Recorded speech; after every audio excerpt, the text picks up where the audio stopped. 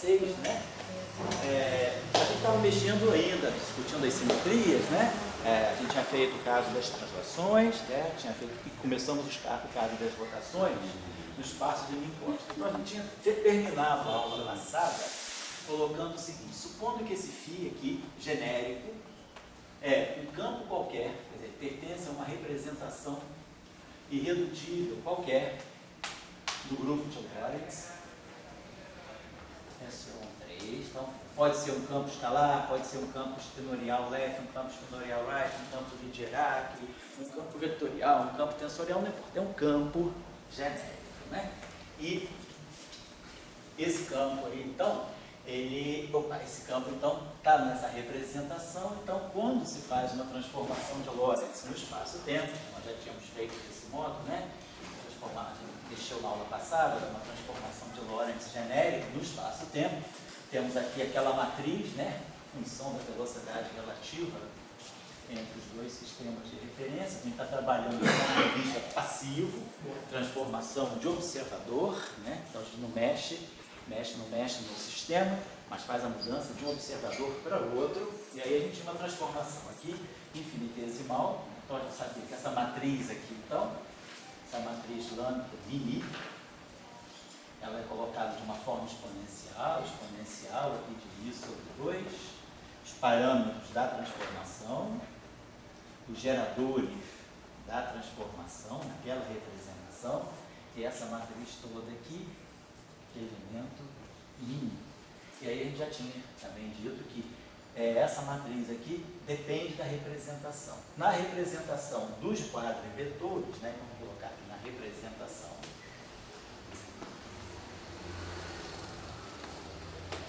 dedutivo meio, que é a representação a qual pertencem os quadrivetores, por exemplo, pertencem às coordenadas do espaço-tempo, um quadrivetor qualquer, que é a representação dos quadrivetores, né? O que significa esse meio? Meio seria que a gente mostrou, que ele falou, não basta, vocês devem ter visto em alguma aula, quer dizer, daquelas que estão gravadas, que eu dei como referência para vocês, que a gente decompõe o grupo de Lorentz em dois grupos SO2. Então tem um SO2 que tem representação meio e outro dublete de SO2. São dois SO2 que se combinam para formar o grupo de Lorentz, tá? Então esses números quânticos estão referidos a esses SO2. Isso foi dado na aula passada. Isso aí foi dado, na verdade, também, que na aula passada, não, na verdade eu não dei, eu falei. Isso aí foi sugerido como pré-requisito. Está nos cursos anteriores de mecânica clássica ou de eletromagnetismo. Acho que na primeira aula eu falei sobre isso, onde que vocês podiam buscar o estudo das representações do grupo de Lorentz. Tá? Então, nessa representação aqui, os nossos geradores, sigma, kappa, lambda. Agora, de qualquer forma, na aula passada, eu mostrei como é que a gente podia escrever os elementos de matriz desses geradores, pegando uma transformação de Lorentz, infinitesimal, e trabalhando os elementos de matriz. A gente também fez isso na aula passada de uma forma diferente, né? Então aqui fica o menos I, e aí aqui fica o delta mi kappa, eta lambda mi, menos eta kappa mi, delta mi lambda. E aí, fazendo isso, a transformação infinitesimal nas coordenadas ou de qualquer quadro vetor, delta x mi, ômega mi. Esse eta aí é a meta? Esse eta é a meta do espaço de Minkowski. Isso. Esse vetorar que você introduziu seria? É um campo vetorial genérico. Então, não necessariamente é qualquer quadro vetor do espaço-tempo, que não seja o quadro vetor coordenado. Imagina um quadro vetor no espaço-tempo. Pode ser o potencial de gate do eletromagnetismo, por exemplo. Vou botar aqui o delta W. Um quadro vetor qualquer. E aí, na aula passada, a gente mostrou que essa mesma transformação, que é lida assim no espaço de coordenadas, no espaço dos campos, então, se a gente agora pega um campo, vamos dizer assim, que seja WI, vamos imaginar que esse campo WI seja um campo agora, em função das coordenadas do espaço-tempo. Então, a transformação de Lorentz dele, como a gente tinha visto, Esse ômega mini é o quê? Esse ômega mini são os parâmetros da transformação. São os ângulos de Euler, que representam as rotações de coordenadas, ou são aqueles parâmetros ligados às velocidades relativas entre dois observadores em boost. Quando um observador está caminhando em relação ao outro, aquela clássica transformação de Lorentz que a gente aprende, né? Esses são os parâmetros ligados aos ângulos, às velocidades. A tangente hiperbólica desses A parâmetros. velocidade não necessariamente é alinhada com o eixo do X. Não, é uma velocidade, a gente mostrou. Qualquer. Na aula passada a gente mostrou isso, fez uma velocidade qualquer. O que a gente impõe aqui, como é uma transformação, tipo de translação, os eixos, né, os dois referenciais, eles se movem com eixos paralelos, mas ele não precisa se mover ao longo de um certo eixo. A gente fez esse desenho na aula passada.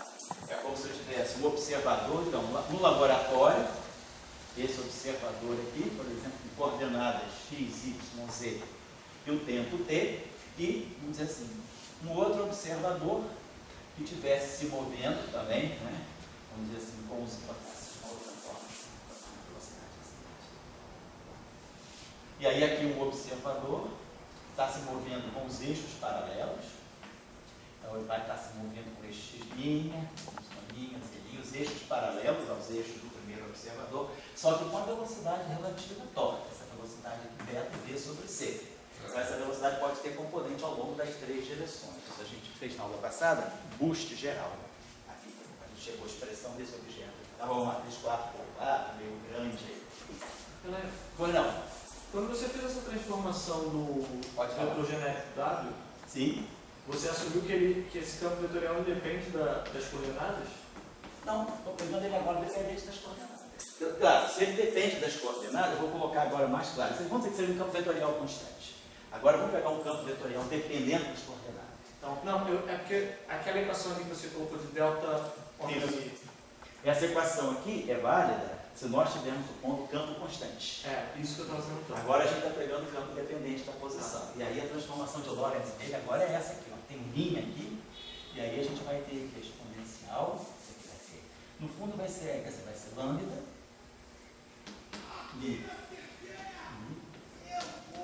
mi de x, e aí a transformação infinitesimal, transformação de Lorentz infinitesimal desse campo, vai ser menos ômega mi ti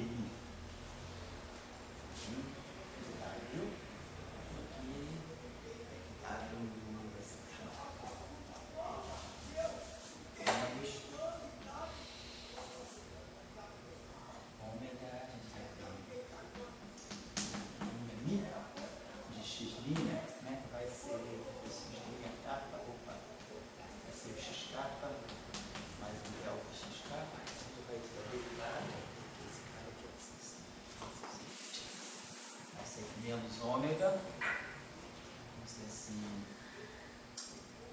kappa mi, passando de kappa mi, delta x kappa, e aqui d kappa do w. Isso aqui ômega, kappa mi, x mi. Vou botar essa letra, vou botar essas coisas. X mi, assim, de capa, atuando no próprio W. Então isso aqui, só vou mostrar de onde que veio isso aqui.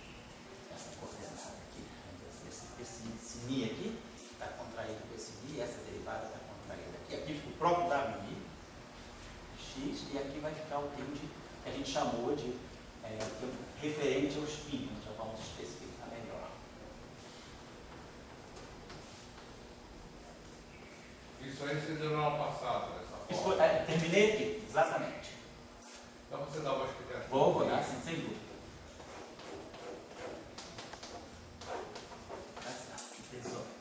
Então vamos trabalhar essa expressão. O que a gente está dizendo? A gente vai fazer uma transformação entre observadores. Então nós não estamos fazendo transformação passiva, estamos fazendo a transformação passiva. A gente mexe, então tem um campo, nesse sistema de referência aqui, vamos dizer assim, nesse ponto do espaço eu tenho esse campo.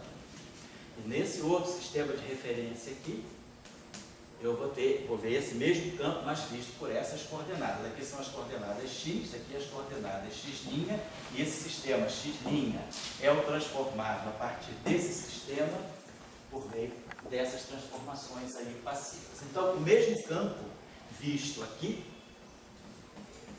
então o campo visto, esse mesmo campo visto pelas novas coordenadas, vai ser simplesmente a transformação de Lorentz do campo visto ali. Então, nós vamos ter aqui, o campo é vetorial, então eu vou usar aqui a mesma matriz que transforma as coordenadas, que é o campo de natureza vetorial como estudamos. Está deduzindo a fórmula, é isso? Oi? Está deduzindo a fórmula. Agora vamos chegar a isso. Isso aqui é a transformação. Então, é como esse observador aqui, tem as coordenadas linha, vai ver esse campo aqui. Esse campo aqui, ele é visto por esse cara e por esse cara. Esse cara mede um campo W com coordenadas x. E esse observador, ele se refere a um campo linha com as coordenadas x'. Essa é a A relação. transformação de Lorentz não é necessariamente infinitesimal. Né? Não, essa aqui é finita. Finita. Geral. Agora, vamos fazer a coisa infinitesimal. Oi, pai, não. Por que você não está transformando o x ali? Aqui? Isso. Porque, vamos fazer um desenho mais simples, vamos pensar nessa situação aqui. Vou pegar um caso bidimensional, yx, vamos pegar esse sistema rotacionado aqui, y', x, a gente fez uma rotação de um sistema para outro. E aí eu tenho, por exemplo, esse vetor aqui. Tem nesse ponto do espaço, que por esse sistema de coordenadas, esse ponto P, então tem um ponto do espaço P. Esse ponto P, visto por esse observador yx, ele tem coordenadas xy. Visto por esse mesmo observador, o mesmo ponto visto por outro observador, as coordenadas dele são diferentes. Então, tá aqui. Agora, esse vetor visto por esse sistema de coordenadas, a gente está chamando de dado. Vamos dizer que a gente tem uma coisa bidimensional. Agora, esse mesmo vetor visto pelo sistema y', x', ele vai ser projetado nesses eixos agora diferentes. Então, ele vai ter coordenadas, vai ter componentes diferentes. Então, eu tenho o vetor w de xy, eu tenho que comparar com o vetor w' de x', y'. Então, esse vetor, nesse ponto, com essas coordenadas, visto por esse sistema, nada mais vai ser do que uma rotação, ou seja, uma combinação linear das componentes desse mesmo vetor, visto por esse sistema aqui. Esse é o cerne do que a gente chama de transformação passiva. Uma transformação, eu poderia fazer uma coisa diferente, não mexer, na aula passada eu até fiz isso também, não mexer no sistema de eixo, mas falei, vamos dizer que eu tenha um campo vetorial aqui, e eu vou rodar o vetor. Então agora eu vou pegar o sistema físico e vou rotacionar. Então eu mantive um único observador, verificando dois sistemas físicos, um transformado em relação ao outro. Isso é o que a gente chama de transformação ativa. Eu atuo em cima do sistema. O que a gente está fazendo não é isso, é uma transformação entre observadores. Então eu mudei de observador, mas estou observando a mesma situação física. Então, esse vetor, visto por esse sistema, tem coordenadas que são combinações lineares desse mesmo vetor visto por esse sistema.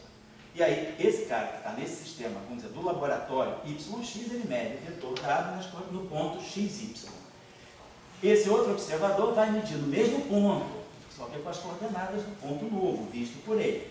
E um vetor W', tá certo? Esse é o conceito de transformação passiva. Então é isso que eu estou fazendo. Eu estou comparando a observação feita no sistema novo com as coordenadas novas relativamente às observações feitas no sistema antigo com as coordenadas antigas. Isso que eu estou fazendo. Então isso é geral, é finito. Agora é que a gente vai fazer a transformação infinitesimal. Então, esse nosso W' aqui, x' é x, vamos dizer xk, mais delta xk. E aqui, essa transformação infinitesimal aqui é a identidade delta mini mais a matriz infinitesimal. Quer dizer, isso aqui, essa versão aqui é isso aqui está significando isso aqui. Transformação infinitesimal. Primeiro elemento dessa expansão aqui é a identidade. Então, identidade, elemento mini.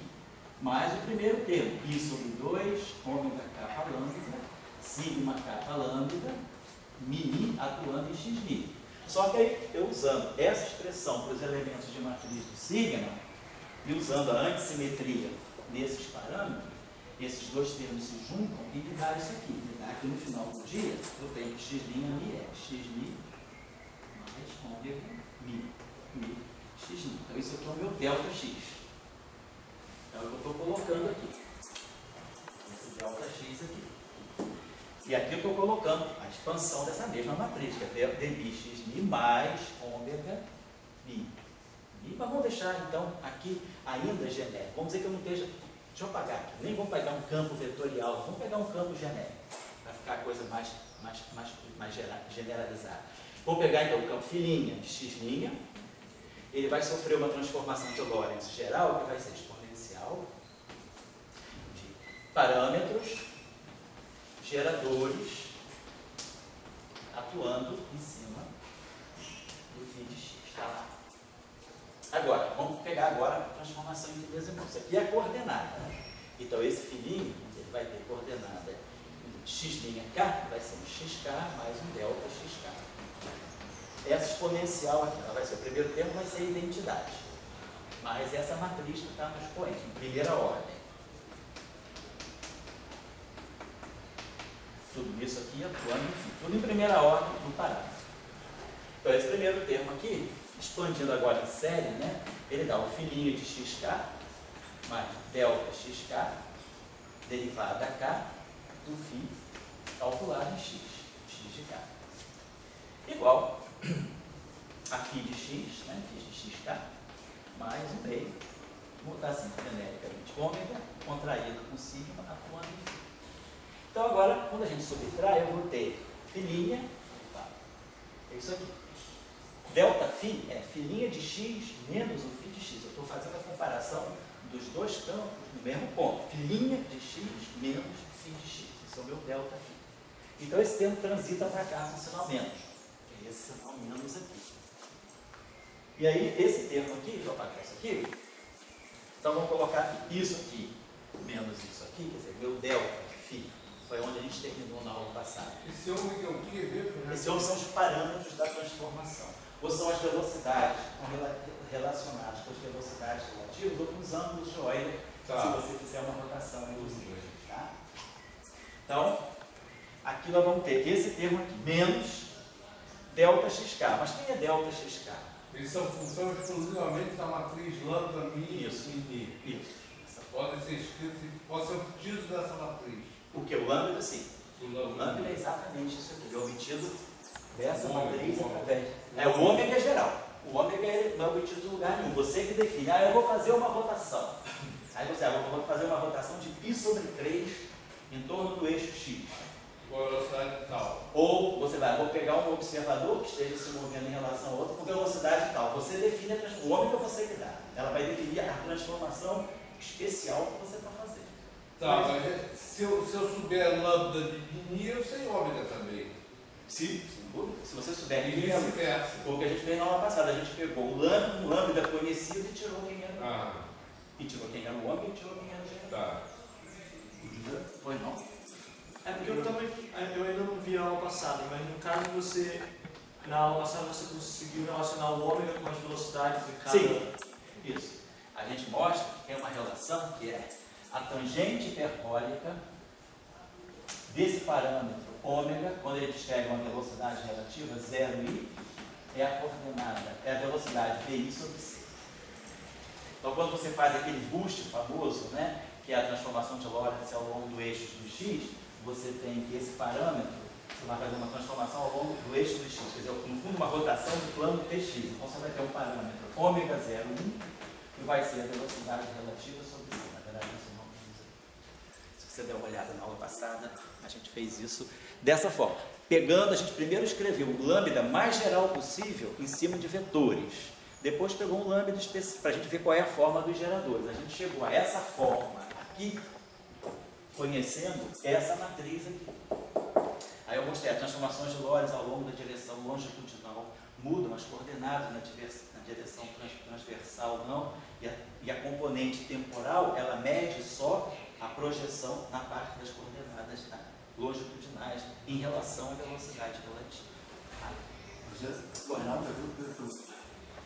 Eu interpreto assim um pouco assim, mas existe uma coisa que se chama o universo da luz. Sei. Então, aquela transformação ali, x minha, a forma de x, você está dando a métrica desse universo. Isso, a gente na aula passada falou, a métrica da luz. Desculpa, só lembrar, quem não veio. Na aula passada a gente passou um certo tempo mostrando o que significava introduzir essa métrica de espaço do hipótese. Hoje a gente vai falar de modelo sigma não linear. Então a gente vai falar de uma outra métrica. Então, você quando tem uma física, essa física define para você uma meta. A física galileana é baseada no triângulo retângulo, que lembra de Pitágoras. Então, a nossa métrica é aquela métrica toda constante, igual você pode sempre reduzir a identidade. É a métrica dos triângulos retângulos. No espaço na relatividade restrita, o que a gente usa como padrão de comparação é a luz, algo que se propaga com velocidade menor, igual ou maior do que a da luz. Isso define para nós os cones de luz no espaço-tempo. E aí a gente usou esse absoluto da luz, faz uma simetria entre tempo e espaço, para poder definir uma métrica. E a gente vai fazer física em cima dessa métrica, mas é a métrica da luz. Então, tudo foi definido por uma situação física que é a propagação da luz no vácuo. A gente falou bastante sobre isso na aula passada, pois não? Então, quer dizer, você está. Eu estou querendo colocar o seguinte: o que é o universo teórico e o que é esse universo aqui que a gente tem que olhar. Então, o que me parece que ali, nessa métrica da luz, você apenas não relaciona espaço-tempo, mas como você cria um mapa, aquele sigma que está falando, Ele é o ômega que você diz? É o sigma. Esse sigma, Os os geradores. São os geradores. Os geradores, ele mostra o mapa, todas as possíveis, no caso, spins que vai ter nesse universo. Então, só vamos dizer, o que é o mapa? O mapa é uma coisa que te mostra territórios. Então, aí vai ter esse território de spin 1, spin 0, todas combinações dele.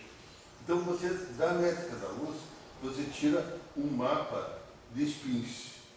Agora, cabe aos físicos, certo, usarem simetrias para poder entender o que é, em palavras mais físicas, né, os números quânticos associados a cada um desses territórios. Então, o que eu te coloco é o seguinte, essa pergunta, não sei se as pessoas estão entendendo, eu estou querendo dizer o seguinte, que o grupo de Lorentz, na verdade, ele mostra o universo da luz. Sim. Certo? Então, vou dizer, antigamente, quando os navegadores iam navegar, tinha um mapa que chamava de Piri Reis. Então, naquela época de Colombo, esse mapa era um mapa meio maluco, coisa que já mostrava existia na América do Sul, da Antártica. O pessoal não sabe como apareceu isso, mas já tinha aquele mapa. Então o cara sai para navegar, o naviozinho. Eu comparando, eu acho que o grupo de Lorentz, na verdade, é um mapa do universo através da luz. Ele te dá um universo. Agora você vai querer, vai sentir a equação de Maxwell, isso aí, etc. Então, por que eu estou falando isso? Estou falando isso porque existe uma coisa que a gente é educado e fica sempre em contradição. Se pegar a equação de Maxwell ou a lei de Einstein, a relatividade, né, geral, na verdade, a gente aprende a equação de Maxwell, a carga elétrica, gera campo elétrico, aquelas coisas. Por aí, não. Existe uma coisa que se chama spin 1. E você vai ver qual é a equação para o spin 1. Tem uma coisa que se chama spin 2. Quer dizer, não é bem só spin 2, é uma representação lá, onde está o sigma, etc. E daí você vai ver qual é a equação que está por ali. Então não tem muito essa coisa de espaço curvo, ou de que carga elétrica gera as coisas. Isso aí vem numa história, mas fundamentalmente, o mapa vamos chamar de Piri Reis da luz, entendeu? Ele te dá as representações e diz, olha, tem uma coisa que se chama simetria, e corra atrás para ver as equações. E daí essas equações são do tipo Maxwell, são do tipo Einstein. Então daí o que acontece é o seguinte, a pergunta que eu te coloco. Primeiro, primeiro, Ele fez a pergunta também, né?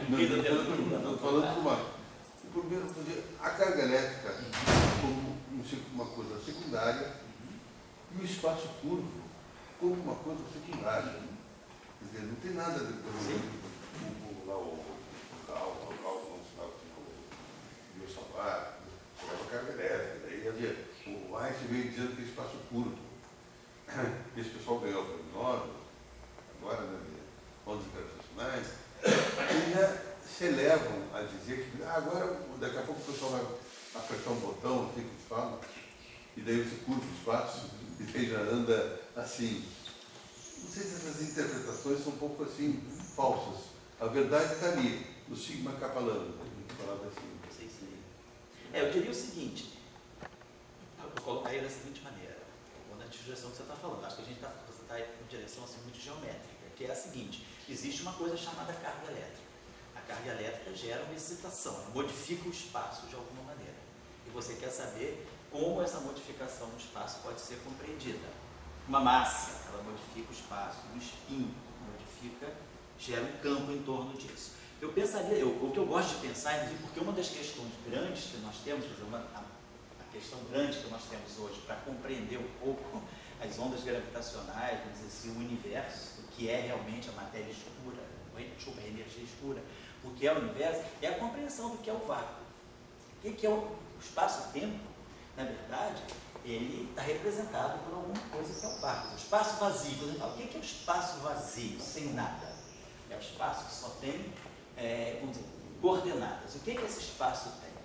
Esse espaço tem matéria e antimatéria. Isso a gente não pode negar. O ano que vem faz 90 anos da equação de Dirac. Então, no mínimo, o espaço-tempo, quer dizer, o vazio, tem materialidade. Não existe o vazio mais. Quer dizer, o vazio grego, o vazio absoluto, ele morreu com a equação de Dirac. Quando Dirac introduz a ideia do mar de Dirac, quando Dirac introduz a ideia de que elétrons de energia negativa tem uma infinidade deles fazendo aquilo que é o vácuo do espaço-tempo. Então, o vácuo do espaço-tempo, ele é supermaterial, ele é tudo menos vazio, não tem matéria. Como é que você vai representar? Quer dizer, a partir do vácuo, quer dizer, qualquer teoria quântica, mecânica quântica, o primeiro postulado da mecânica quântica é a existência de um estado fundamental. Tem que existir um estado mínimo de energia, a partir do qual o teu sistema começa, ou em torno do qual o teu sistema flutua. Você não pode ter energia tão negativa quanto você queira, senão você perde a estabilidade. Então, a estabilidade quântica pede que exista um estado de mínima energia. Esse estado de mínima energia é o vácuo. E esse vácuo, por mais vazio que ele seja, ele é material. Muito bem. O que isso tem a ver com isso? O que é a compreensão do vácuo? Se a gente compreender o vácuo, a gente vai começar a compreender um pouco melhor a própria energia escura do universo, que é uma grande parte. O universo hoje, sobretudo, é energia escura. E a energia escura, será que ela vem completamente do vácuo? Então, a compreensão é o vácuo. O que é o vácuo? Que cada interação tem seu vácuo. Qual é o vácuo da eletrodinâmica? Qual é o vácuo da interação eletrofrágil? Qual é o vácuo da física de quarks e gluons? Qual é o vácuo da gravitação? Então, você tem que compreender o vácuo. E a melhor maneira de você compreender o vácuo, eu acho que é ir nessa direção um pouco mais geométrica, que é o que é o campo. Na verdade, quando você descreve as interações por meio de campos, você tem duas coisas que você tem que ligar ao campo. Em geral, a gente não dá muita atenção ao vácuo. A gente fala da partícula. O campo, ele representa partículas de spin 0, spin meio, spin 1, spin 3 meio, spin 2, assim vai.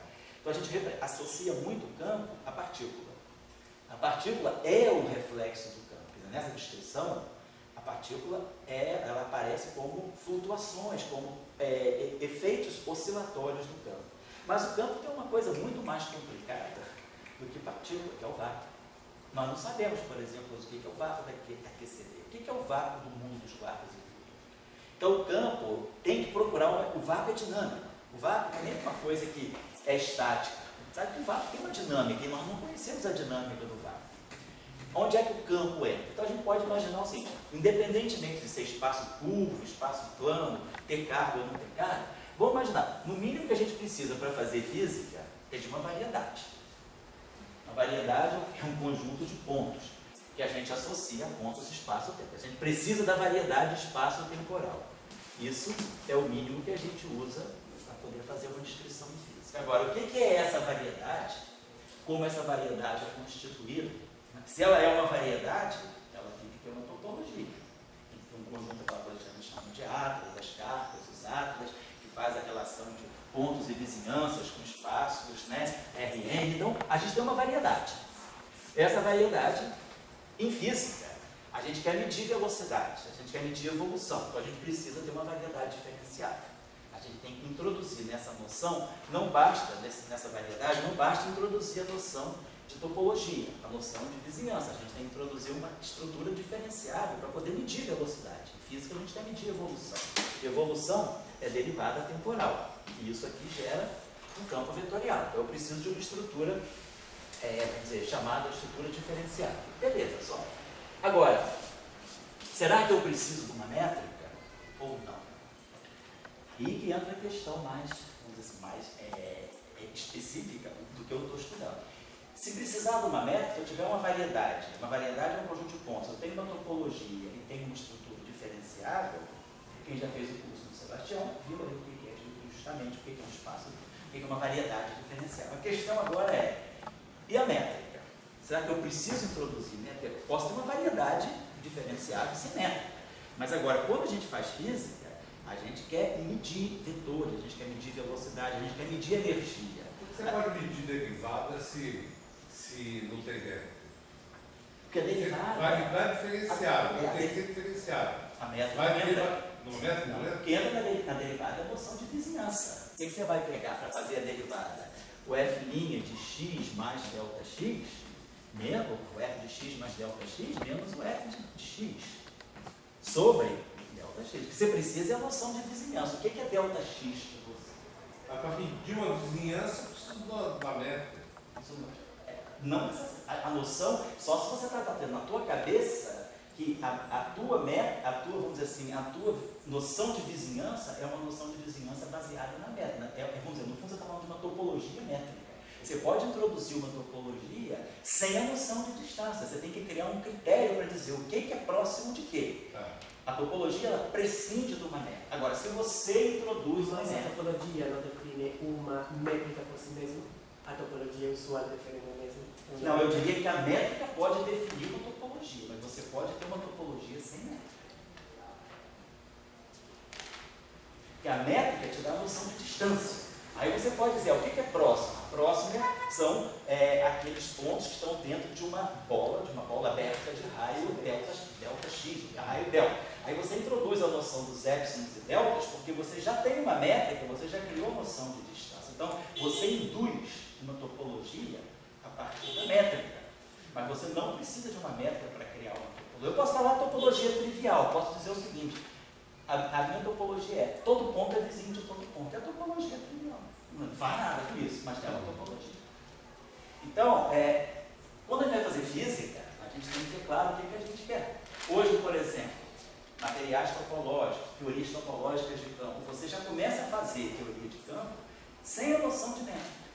Já abre mão da noção do seu... A energia já não é algo tão importante para você. O que você quer estudar, por exemplo, é a física e observar a física a partir de deformações que você possa fazer no teu sistema, deformações contínuas.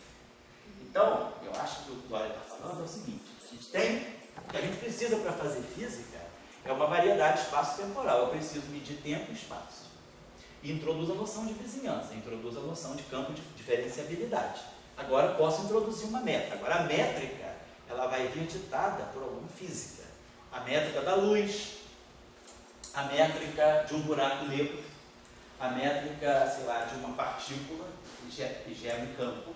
Então a gente tem que começar a pensar, ou no modelo sigma não linear, o que é essa métrica gerada no espaço dos espinhos. Então eu vou ter um sistema magnético, um sistema desse tipo, um sistema ferromagnético, e vou querer descrever essa física. Para isso a gente introduz uma métrica no espaço dos espinhos. Então a gente introduz métrica. Estou só chegando lá. Então o que é o campo para nós? O campo faz uma coisa interessante para nós. Por que eu tenho um campo escalar, um campo espidorial, um campo vetorial, um campo tensorial? O campo, ele é um reflexo do espaço-tempo. Porque o campo, ele aparece no espaço-tempo. Então ele vai depender da estrutura diferenciável que você introduz no espaço-tempo e eventualmente de uma métrica.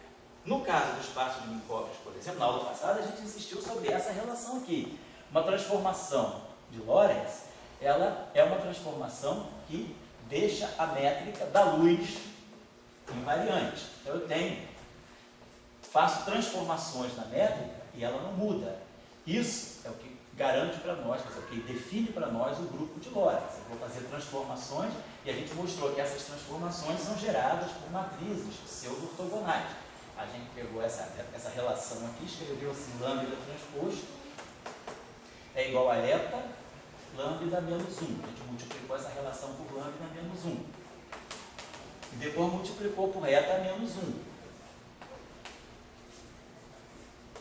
Só que a métrica eta, ela é inversa, é igual à sua inversa. Então a gente pode botar aqui o próprio eta. Eta e eta menos 1 são iguais. Então a gente está falando de uma matriz que não é ortogonal. Se a métrica fosse a identidade do espaço euclidiano, como é do espaço euclidiano, teria uma transformação ortogonal. Aqui não, nós temos o que a gente chama de uma transformação pseudo-ortogonal. É o que define o nosso grupo de Lorentz. Agora, quem são os campos?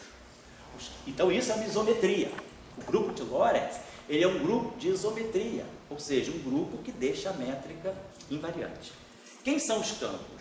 Os campos são representações do grupo de Lorentz. E o grupo de Lorentz, por sua vez, mede as isometrias que deixam a métrica invariante. Então, esses campos, eles são um reflexo já do espaço-tempo. O campo é como se ele definisse campos escalares, eles vão definir um setor.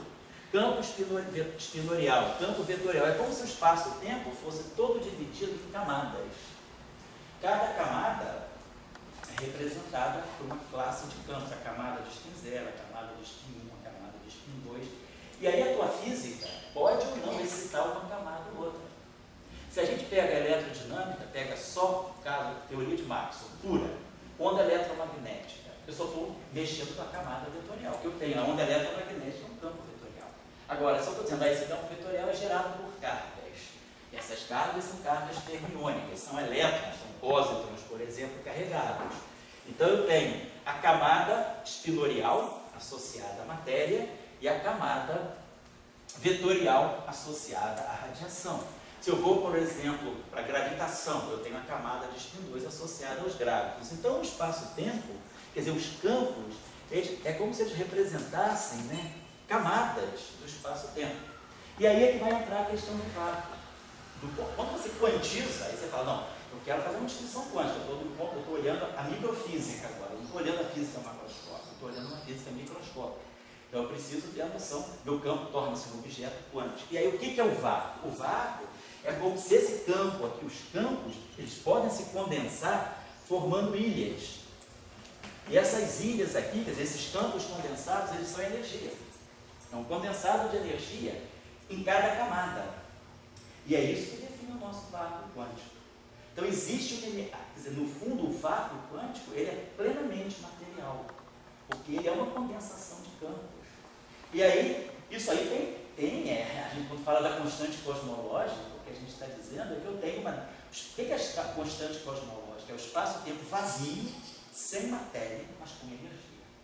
Quem é essa energia? Da onde ela pode estar vindo? Então é uma questão que a física se colocou.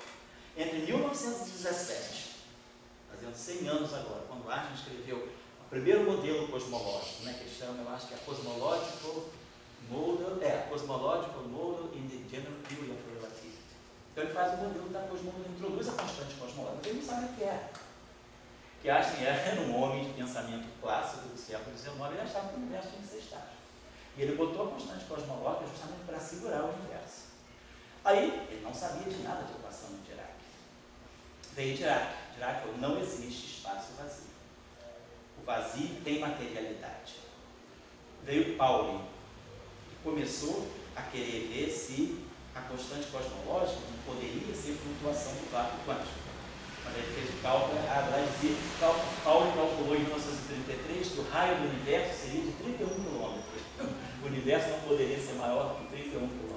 Só em 67, um russo, que é bastante famoso, que a gente conhece na literatura, chama Zeldovich, em 67, ele fez 2 trabalhos que revolucionaram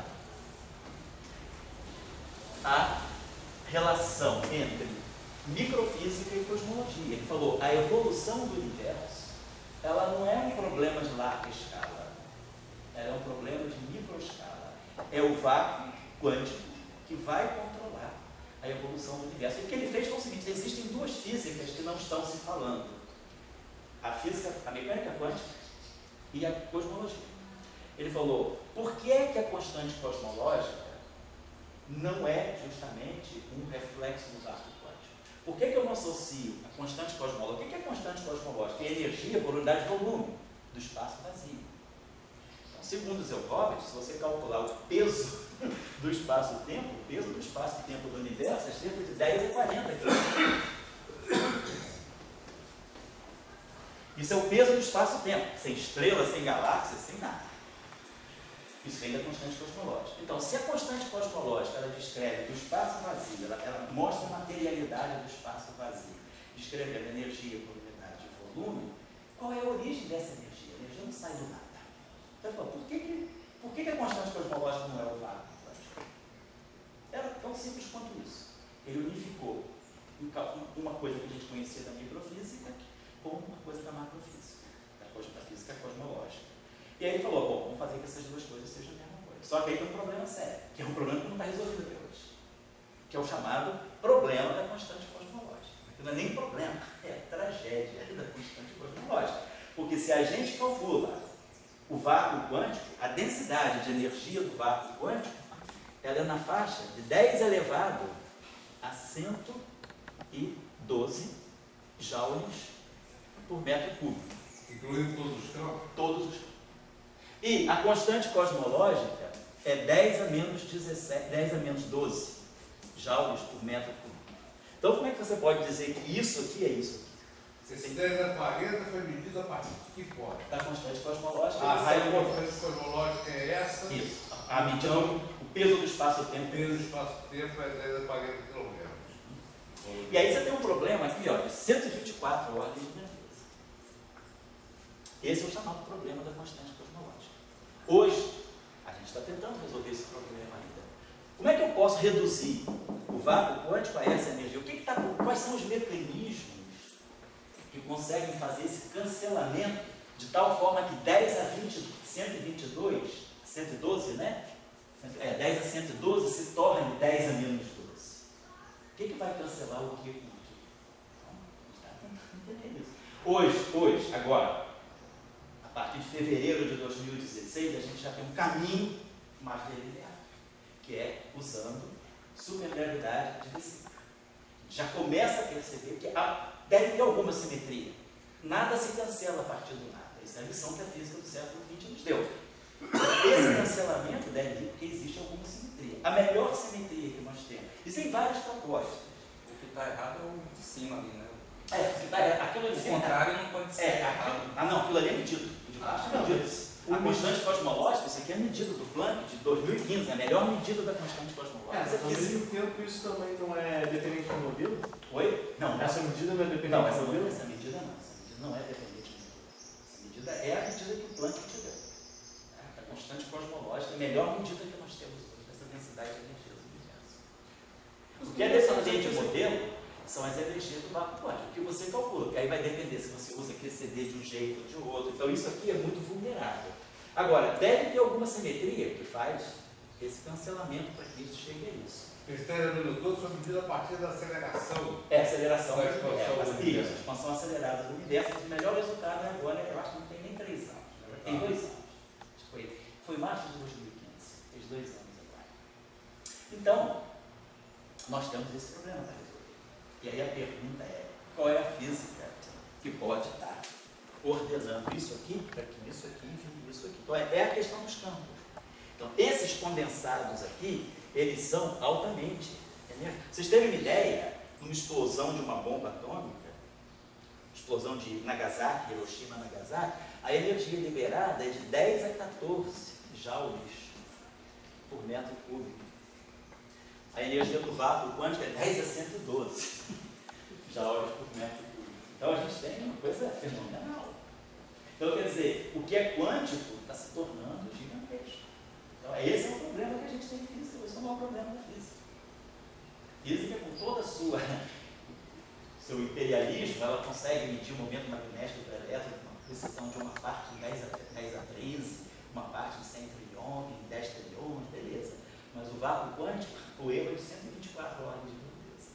E a gente está descobrindo que física que pode estar. O que está errado? Na nossa compreensão. O que está errado com o universo? Essa medida de 10 a menos 12 joules começa tudo que é confiável. É confiável. É bastante confiável. Essa medida foi testada, essa medida é confiável. Essa medida já vem sendo feita já desde a década de 80, você tem medidas tem medidas, aí essa só está refinando. Só se está refinando esse valor. Ou então por que eu estou colocando isso a partir da questão do Dória? Porque o mundo, quer dizer, a nossa visão de mundo, na teoria quântica de campos, ela é a visão de campos. Mas o que são os campos, se não camadas abstratas que existem no espaço-tempo e que têm algum conteúdo físico? Então eu vou fazer uma teoria mexendo uma camada com outra, outra teoria, outra camada com outra. Então, quer dizer, dependendo da física que eu estou fazendo, eu estou acionando camadas de campos que existem no espaço-tempo.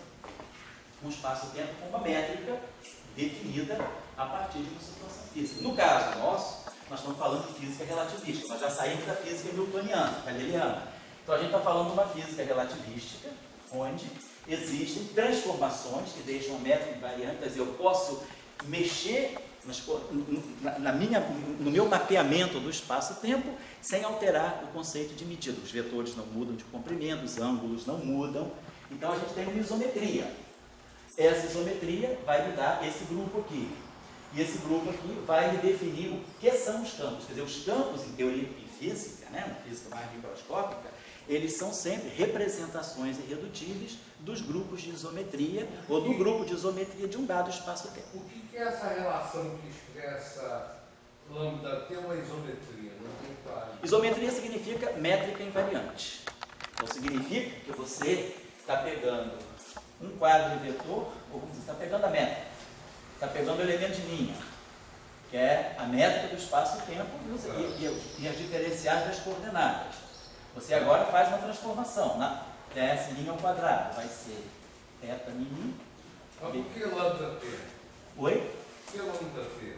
Eu vou explicar. Por que essa relação expressa uma metodologia? Além de você não ter vindo a aula passada, você não viu as aulas de pré-requisitos. Não tem problema não. Só estou lembrando que eu estou falando. Não, mas isso aí eu sei. Eu estaria falando com um público que deveria ter visto isso. Foi o meu acordo com vocês. É lambda T. Pois é, aí eu também, então vou ter que voltar a fazer o curso que eu fazia sempre. Eu estou falando justamente, o papel desses cursos gravados é que a gente gosta de gravar e falar, ó, pessoal, vocês estão na pós-graduação, tem que correr atrás. Se eu for repetir todos os cursos, pode parar de gravar, porque aí eu vou fazer sempre o curso que eu faço. Então eu quero aproveitar os cursos gravados para a gente poder fazer cursos mais aprofundados a partir do que foi gravado. Para isso eu preciso que teve uma semana em que eu viajei, falei, ó, leiam isso aí, o curso está dado. É como se eu estivesse dando aula, eu não estou fugindo da raia não. Se tiver que dar aula sábado eu dou, não tem problema. O problema é só para a gente ganhar tempo, mas não tem problema, vou explicar. Então vai lá, o que é esse lambda T? É isso aqui, vamos fazer essa transformação aqui. Então, essa transformação aqui para nós, por que eu não mudei o eta mini quando eu fiz a transformação? Porque a luz é um absoluto, aí é o princípio, é o postulado de Einstein. Não mexa com a luz, porque essa é um absoluto sagrado. Então não mexa com a luz. Tá? Muito bem, mas agora eu estou fazendo as minhas transformações. Então isso aqui é um lambda mi kappa dx kappa. Tá. Isso aqui é um lambda mi lambda dx lambda. Muito bem. Agora o que eu quero? Eu quero que, então isso aqui é o meu ds ao quadrado, perdão. O que nós queremos? Nós queremos que a noção de medida seja invariante, ou seja, o elemento de linha seja invariante. Então eu quero que esse ds linha ao quadrado, que eu vou escrever aqui, vai ser lambda, vamos transpor essa matriz aqui, ó. Essa matriz aqui é linha coluna. Se eu transpuser, ela vai ficar lambda transposto kappa mi. Eta mi mi. Lambda mi lambda. Dx kappa dx lambda. Então é isso aqui para mim, ó. Para que eu tenha o conceito de métrica invariante, eu vou querer que essa grandeza aqui represente para mim justamente, ó, o eta kappa lambda. Então, isso aqui é linha coluna. Linha coluna, linha coluna, linha coluna. Dá um produto matricial bonitinho. Então o que eu estou dizendo aqui, tirando agora os elementos de matriz, é que eta é igual a lambda transposto eta lambda. Então isso é isometria. E tem um postulado por trás disso. Aí a gente não pode provar, a gente tem que acreditar que Einstein estava certo ao dizer que a luz é um absoluto. A luz não muda a sua velocidade, independentemente do sistema de referência. Então, essa métrica, ela é universal. Então, eu faço a transformação das coordenadas, eu mexo no espaço-tempo, mas não mexo na métrica. E aí o resultado disso é essa relação. E é isso aí que te define a isometria. Lambda é lambda transposto, T transposto. Certo? E a partir daí, se você... Vai multiplicar por lambda menos 1. Aí sim, aí agora, se você tem, multiplica por lambda menos 1, então aqui você vai ganhar eta lambda menos 1. Aí agora você pode multiplicar por esse eta menos 1. Fica igual a isso. Só que a matriz eta, ela é 1, menos 1, menos 1, menos 1. Então o inverso dela é ela mesma. Certo? Não é isso. Ok, desculpa aí. Não tem problema, não tem problema. Eu só estou pedindo a vocês para, quando tiverem tempo, olhar o que eu disse que é para reduzir, que é para o nosso curso poder avançar, a gente poder aprofundar coisas que em outros cursos não dá. O papel justamente de gravar é justamente aproveitar coisas que já foram feitas. Eu sei que fica mais pesado, não é? Sei que vocês têm outros cursos para fazer, tem outros, mas eu também não dou prova por isso. Eu não dou prova nem dou lista, justamente para deixar vocês mais livres para estudar, né? Muito bem, já vou lá. Então, os campos, eles saem daqui. No fundo, eles saem de quê? Da isometria da métrica. Eles saem dessa relação que eu tinha escrito. Tá? É isso aqui que é a base. Isso em qualquer espaço-tempo. Pode ser espaço de de Sitter, anti-de Sitter, qualquer espaço-tempo. Onde você estiver, onde tem uma métrica, você vai estudar as isometrias daquela métrica. E os campos que vão descrever qualquer fenômeno físico naquele espaço, eles vão ser representações irredutíveis, não necessariamente unitárias, mas irredutíveis do grupo de isometria da métrica. Essa é a situação. Não tinha uma situação dessa isometria quebrada, nem. Pode, se você colocar uma anisotropia no teu espaço-tempo. A gente fez um exemplo aqui daquelas eletrodinâmica anisotrópica. No outro curso. Você está fazendo outro curso de eletro? Não. No curso de eletromagnetismo eu dou o exemplo em que você pode ter uma física mais fundamental que cria uma direção privilegiada no espaço-tempo e você cria isometria. Então, o teu grupo de isometria é reduzido. Você pode ter um grupo de isometria que é menor do que o grupo original. Tá certo? Tá. No meio material, Isso, exatamente. Bota um campo magnético no laboratório, vai estudar uma amostra dentro de um solenoide com um supercampo magnético. Você já tem uma direção privilegiada, então você já não tem mais a simetria rotacional. Então, teu grupo de isometria, de repente, pode ser o SO2. Você bota teu campo magnético na direção Z, a única coisa que você tem é invariância no plano. Teu problema tem uma simetria, vamos dizer assim, polar, né? Então, você tem um grupo SO2, teu grupo campo magnético quebra a simetria de SO3 para SO2. Aí você vai fazer uma física baseada em SO2. Tá certo? Eu sei que essas coisas são... a manipulação algébrica é fácil. A gente pega o campo, faz derivada, tira a equação, mas às vezes a gente tem que saber o que está fazendo. O que a gente está fazendo tem todo esse discurso por trás. Então, é a essência da coisa. Eu acho que isso é importante, a gente conhecer da onde é que vem. Porque fazer cálculo é fácil. A gente não sabe o Maple faz, a matemática faz. Eu posso não ter um bom desempenho analítico, mas alguém vai fazer. Ou o meu colega faz, tem um que é melhor do que eu, não importa. Agora a questão é, o que eu estou fazendo? O que eu estou fazendo, o computador não sabe. Como é que eu estou geometrizando a minha física através do conceito de campo? Como é que eu estou dando o computador jamais associaria a constante cosmológica com a energia do vácuo. Isso aí precisa ter uma cabeça, né? E uma cabeça que pensa em física fundamental. Porque, olha, todo mundo sabia isso durante décadas, mas precisou uma pessoa chegar e dizer, vamos fazer assim? E assim vai ser legal? Então, às vezes, é aquela cabecinha que pensou, porque teve tempo, sei lá, foi mais a fundo, né? Eu estou colocando as coisas que eu acho que é importante. Hoje em dia, a física, ela está muito cheia, está faltando princípio em física. Cálculo não falta. Pega a teoria de quem quer fazer assim, chegar ao delírio do cálculo, vai para a teoria de cordas. Ótimo.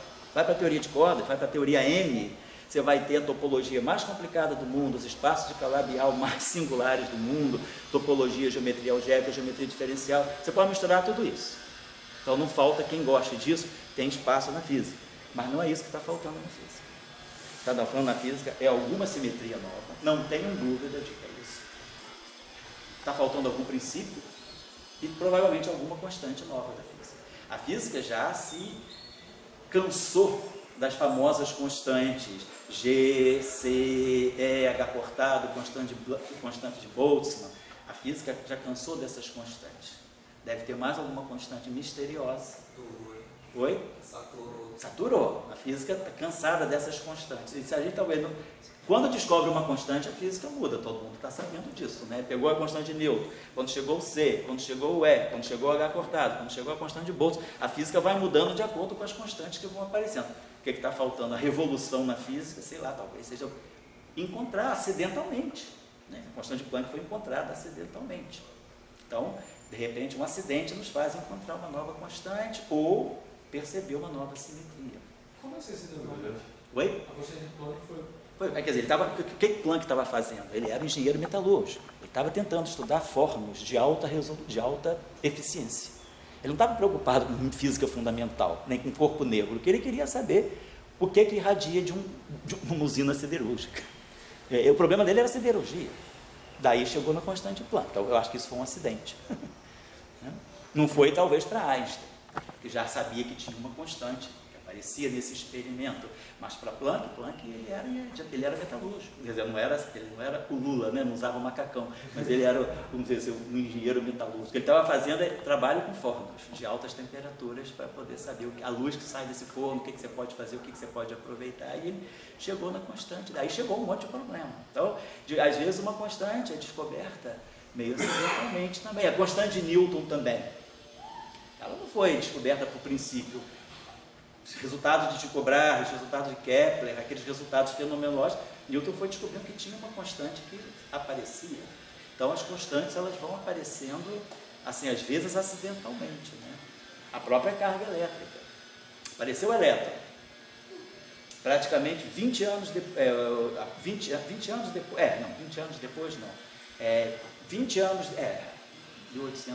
22 anos depois do elétron aparece o próton, com a mesma carga. Por quê? O próton é outra partícula, 2.000 vezes mais massivo, está no núcleo, tem outra física. O elétron é muito mais restrito do que o próton, mas a carga é a mesma. Então, duas coisas muito diferentes, com uma carga menos a outra, a natureza é tão precisa assim, que a diferença é naquela época, a diferença era uma parte em 10.000, hoje a diferença, a precisão da medida da carga elétrica é imensa. Então, na mesma hora, Dirac, quando ele começou o doutorado dele, a primeira coisa que ele pensou é isso: tem física aí. A carga fundamental está se replicando na natureza. Aí apareceu a terceira partícula, em 1924, que era o fóton. Carga zero. Aí Dirac, quando chegou em 28, ele falou: tem carga menos 1, tem carga mais 1 e tem carga zero. Estranho. Mas não é estranho para um físico, né, que busca princípio. Tem que ter alguma coisa aí. E aí o paper dele de 31 resolve essa questão. Então, vamos mexer nas equações, quem sabe das cargas, não são as equações de Maxwell? Então, vamos rever as equações de Maxwell, vamos rever. E onde é que está a física? A física está na carga. E a carga, em cima da carga, os campos são singulares. Então, qual era o papel do paper de Dirac de 31? Vamos compreender as singularidades do campo eletromagnético.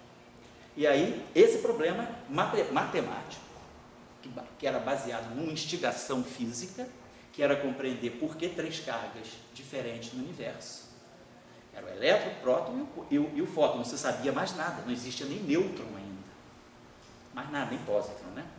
Aí Dirac ele fala, não, o problema então é a gente entender a estrutura de singularidade do campo eletromagnético e quantizado, porque esse é um problema de microfísica. E aí ele faz o paper de 31. E aí ele compreende. E ele compreende que as equações de Maxwell são limitadas, falta o monopolo magnético. E aí ele prevê o monopolo magnético, compreende a quantização da carga e prevê a existência de antimatéria. Então, quer dizer, quando ele compreende que a carga fundamental é realmente uma nova constante da natureza, que a gente tem que entender por que ela não está mudando, por que a carga do próton não é 2,7 vezes a carga do elétron, por que é exatamente menos a carga do elétron. Ele fala, tem uma constante que está perseguindo as partículas. E aí ele criou uma física. Quer dizer, ele previu a antimatéria. Então, quer dizer, quando você descobre uma constante, você abre a tua visão de mundo, né? Depois aconteceu com a constante Fermi, em 1933.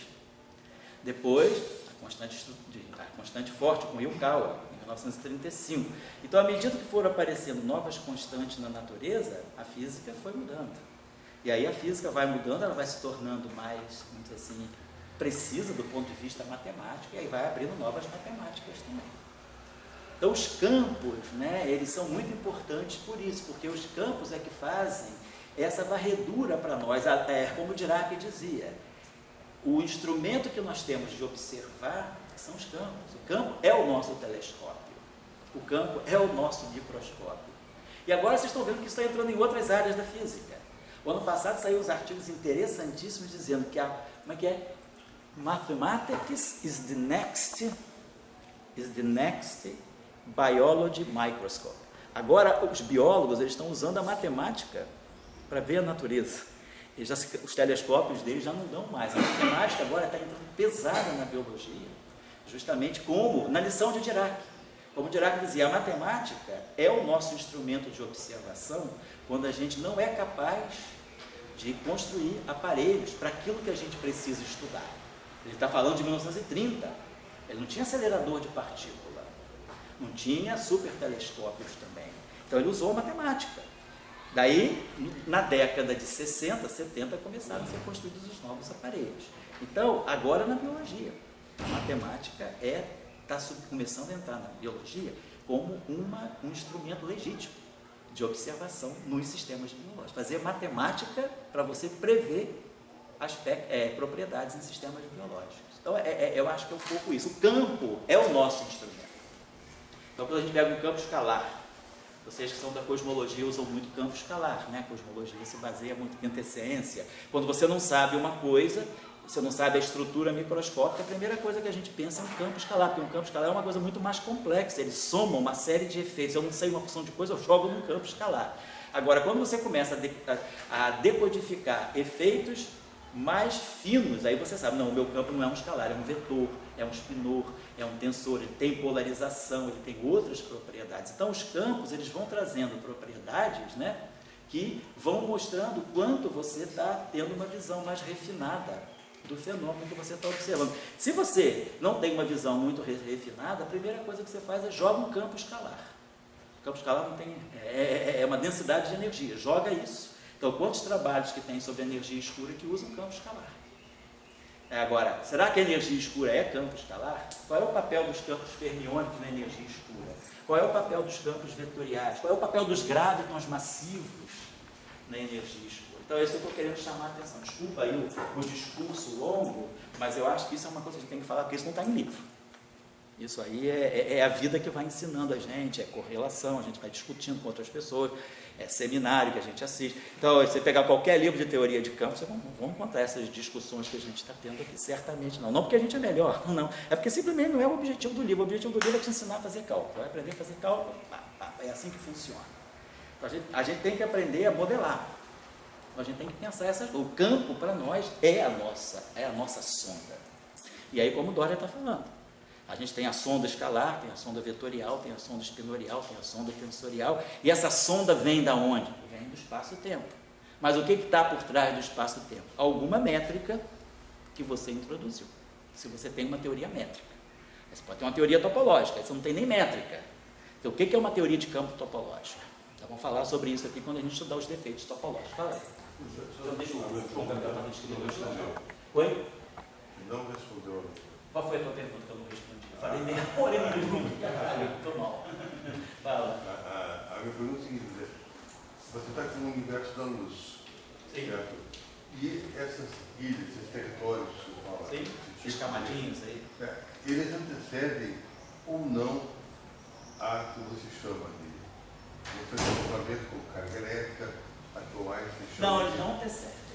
Eles não antecedem. O que eles estão fazendo ali, eles são uma forma de eu representar isso. O que está lá é a carga elétrica, é a luz está se propagando com velocidade constante. E eu agora quero fazer uma leitura desse fenômeno. Então, a questão, essa é uma discussão fina, mas eu acho que se você não tiver isso, se você não tiver o grupo de a variedade da luz e o grupo de Lorentz, não tiver claro que isso aí tem. E agora você vai querer entender os territórios que ele provoca. Sim. E daí você vai entrar na natureza. A natureza tem fluxo, Saturno, poderia encontrar. Mas, vou dizer, teoricamente, isso que é o ponto que você coloca, é que, digamos, você tem que partir de alguma coisa, Sim. de algum mapa, chamando assim. Então, para mim, o mapa de Piri Reis atual é dado pelo grupo de Lawrence. O resto entende esse mapa. Entende esse mapa. Mas é diferente da educação que eu tive, pelo menos. Primeiro você pega a carga elétrica, daí ver, primeiro para dar o espaço, e daí saber. Eu acho que isso aí não é bem o caso. Quer dizer, eu acho que Einstein, o Maxwell, eles são secundários, eles não são primários. O primário, eu chamaria de primário. Mas eu acho, Dória, que você está fazendo uma leitura muito anacrônica. Eu acho que a gente tem que se colocar em sintonia com a época. Né?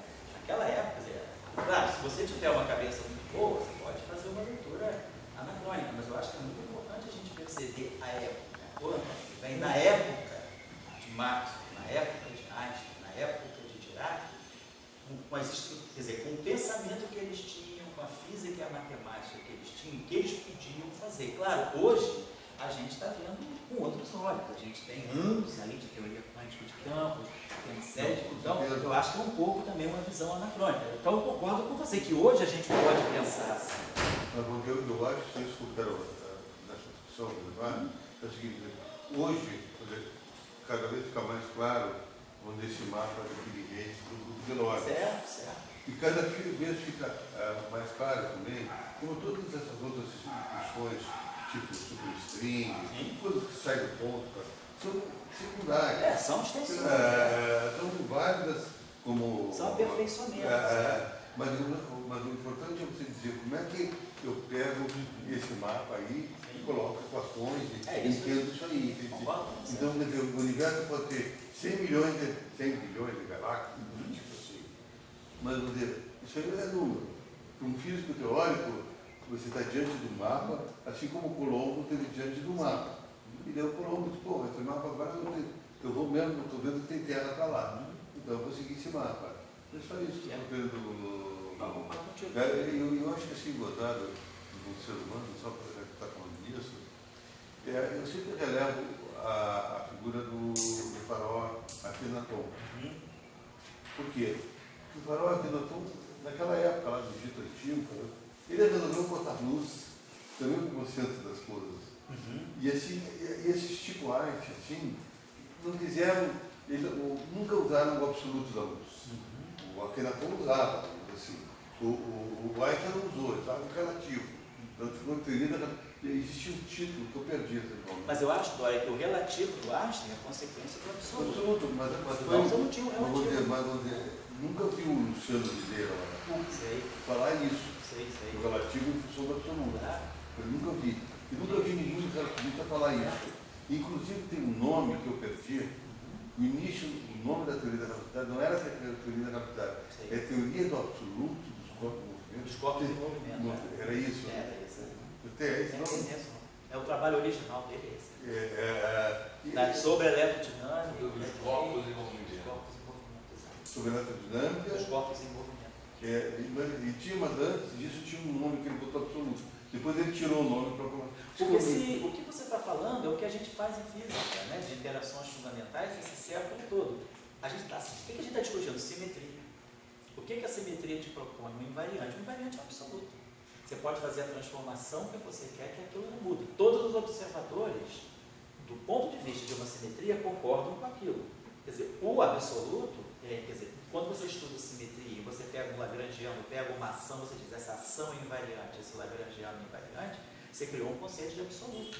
Mas esse é termo absoluto, isso vou dizer, ele foi um termo que ele foi renegado no meio da física. A vitória dos galileanos flamenguistas. Talvez é por causa da questão do éter. Porque como o experimento de Michelson desmonta o éter, mas depois Einstein, mais à frente, ele começa a reacreditar no éter. Para ele o absoluto é importante. Tanto é de Galileu. Eu acho que por isso que ele até busca. A briga de Galileu com a igreja, quer dizer, absoluta, estou falando da minha opinião, né? É uma palavra mais teológica. Não é muito assim, a natureza não tem nada a ver com teologia. A natureza é equação e experimentos, etc. Enfim, Mas, enfim, é só essa consideração. Então, eu não respondi a tua pergunta, mas você respondeu. Tá ótimo. Eu concordo com você, eu concordo com a tua resposta. Então, Não respondi nada. não, você concorda. Tá lá, então a gente fez essa transformação aqui e a gente já viu. Então, vamos pegar o caso do campo vetorial. Então, o nosso campo vetorial é a transformação. A gente já tinha visto no caso do campo escalar, então a transformação de Lorentz infinitesimal em cima de um campo escalar, ela segue esse padrão aqui. Menos ômega, vamos dizer assim, kappa, lambda, x kappa, d lambda, essa pode o contrário.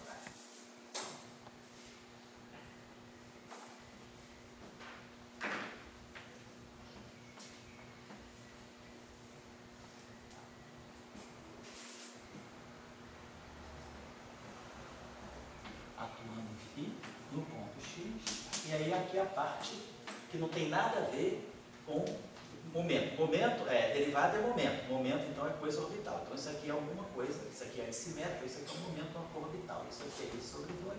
Onde José Fi, Oi? lado esquerdo. Do lado esquerdo aqui, eu vou botar a perna aqui. Então, vou botar assim, genérico.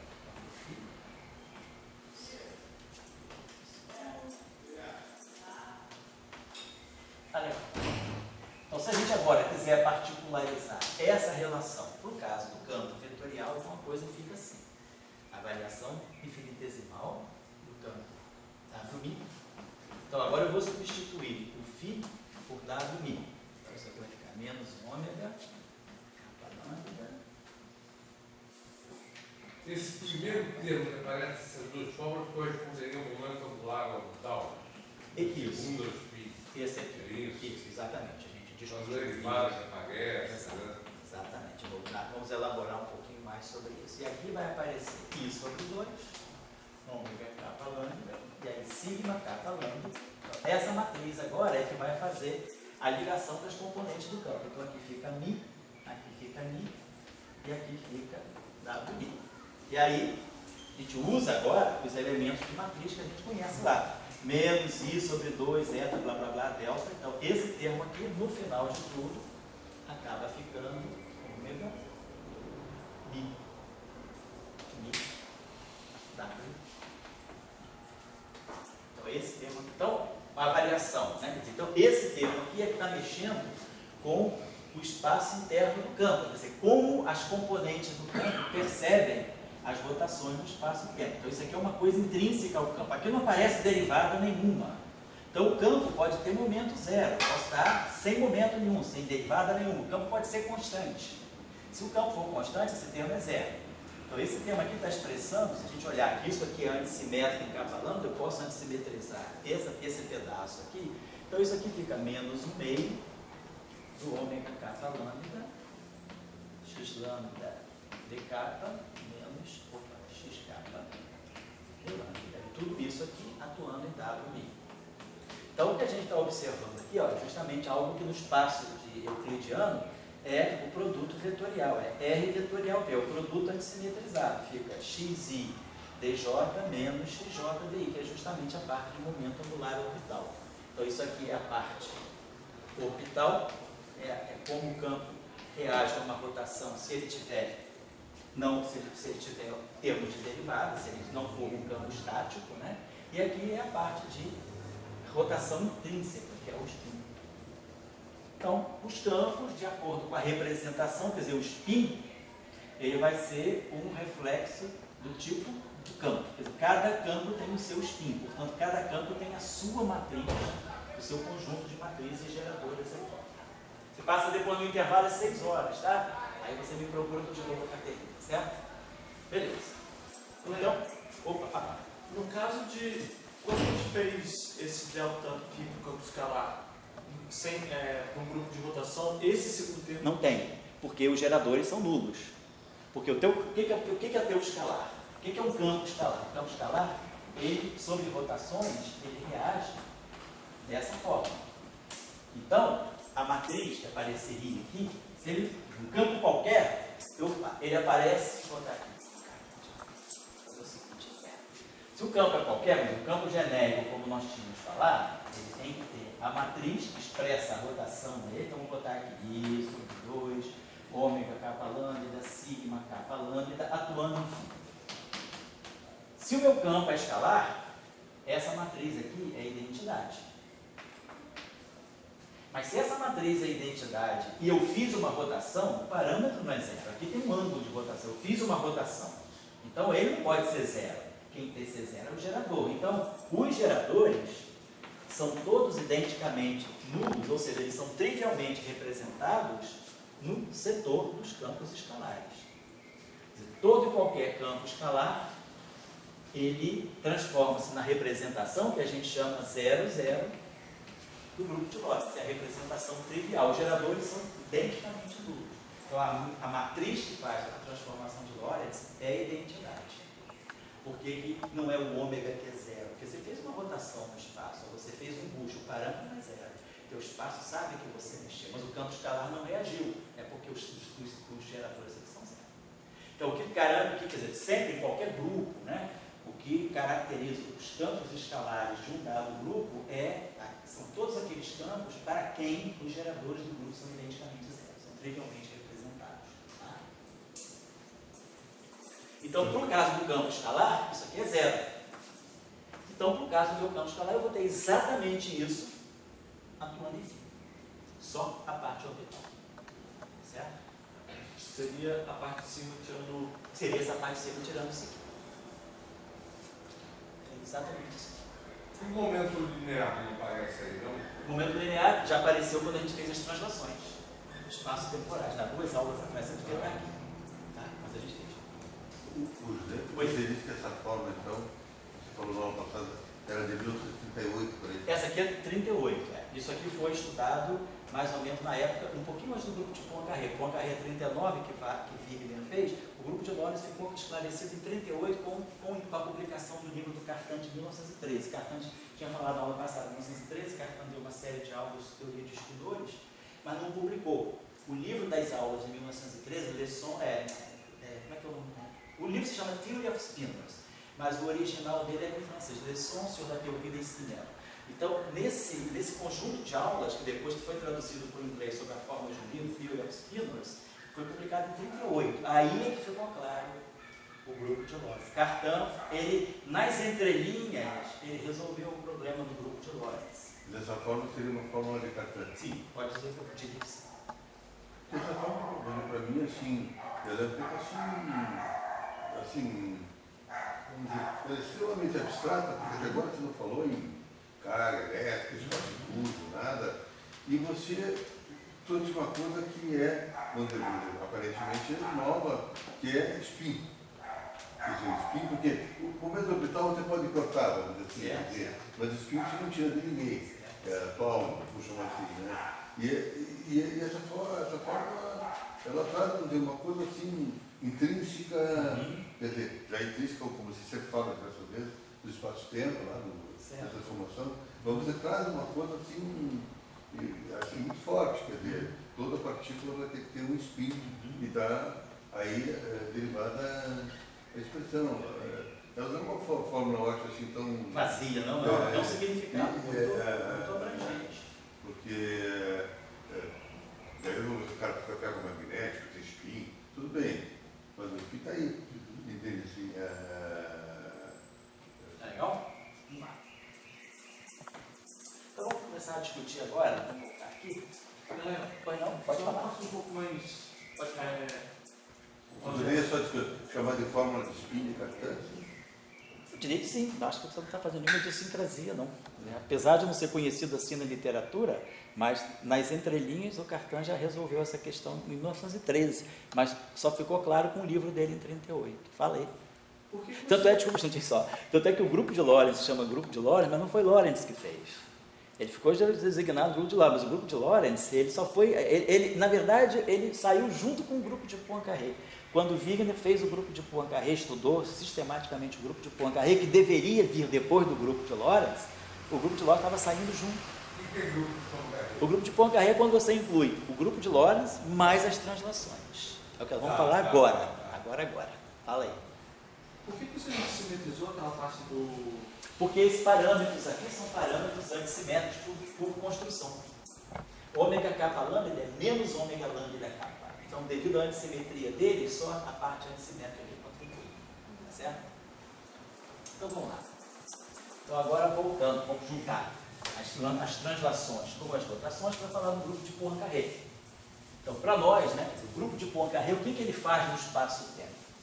Então, nosso espaço-tempo, né, a gente tem a noção de métrica. Né? Então, a gente introduz a métrica através, né, do elemento de linha no espaço de Minkowski.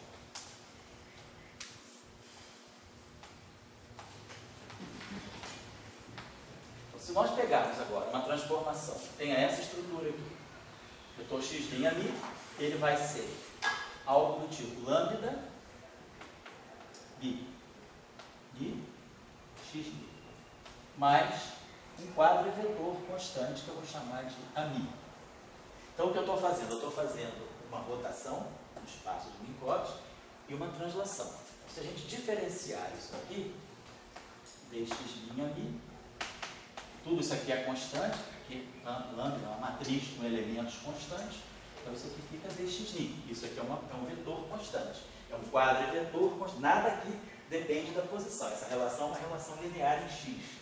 Então, é claro, se eu colocar isso aqui, lembrando das propriedades da matriz lambda, como a gente conversou agora um pouco com o Henrique, isso aqui vai dar para nós exatamente lambda transposto é a lambda igual a E. Então, essas transformações aqui estão deixando esse elemento de linha invariante. ds2 é igual a ds' ao quadrado, que é igual a eta mi, dx' mi, dx' mi. Então, esse é o meu grupo de Poincaré.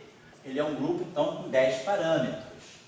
Ele tem, nós vimos na aula passada que aqui moram 6 parâmetros. Moram os parâmetros que fazem os bustes, os ômega 0i, e moram os parâmetros referentes às rotações.